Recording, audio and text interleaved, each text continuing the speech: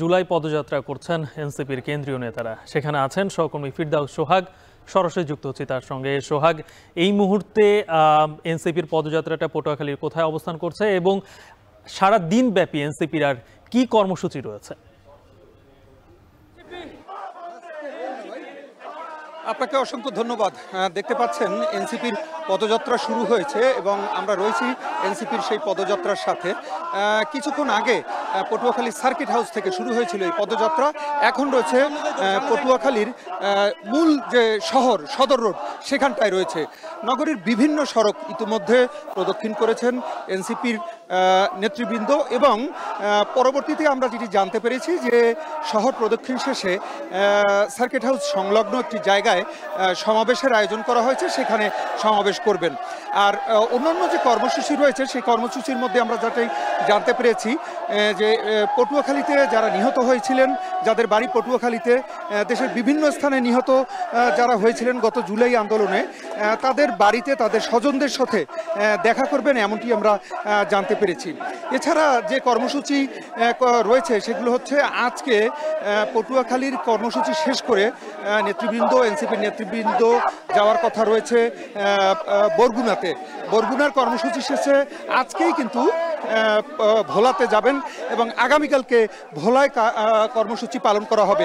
এছাড়া যেটি জানতে পেরেছি সেটি হচ্ছে যে এই কর্মসূচি পালন শেষে তারা আগামীকালকে ভোলার কর্মসূচি শেষে তারা কিন্তু ফিরবেন বরিশালে এবং বরিশাল থেকে গোপালগঞ্জ যাবেন।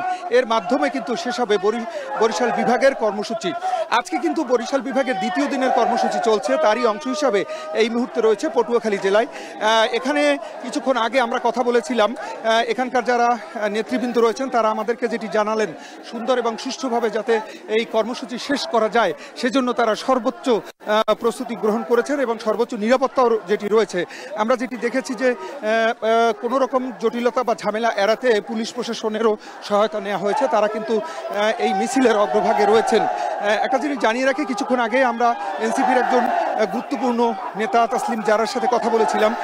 তাকে জানতে চেয়েছিলাম যে তাদের যে কর্মসূচি এই যে দেশের বিভিন্ন স্থানে ভ্রমণ করছে তাতে তাদের কেমন সাড়া পাচ্ছেন। তিনি যেটি জানালেন তার ভাষায় অভূতপূর্ব সাড়া পেয়েছেন তারা, এবং এর মধ্য দিয়ে কিন্তু সারা দেশের মানুষের সাথে তাদের একটি যোগাযোগ স্থাপন করা যাচ্ছে। একটু জানিয়ে রাখি যে এই যোগাযোগের মধ্য দিয়ে কিন্তু তারা গুরুত্বপূর্ণ কার্যক্রমটি করে যাচ্ছেন, দেশের মানুষের সাথে কথা বলছেন এবং তারা কিন্তু এর মধ্যে থেকে সারা দেশের মানুষের সাথে একটু যোগাযোগ তৈরি করছেন।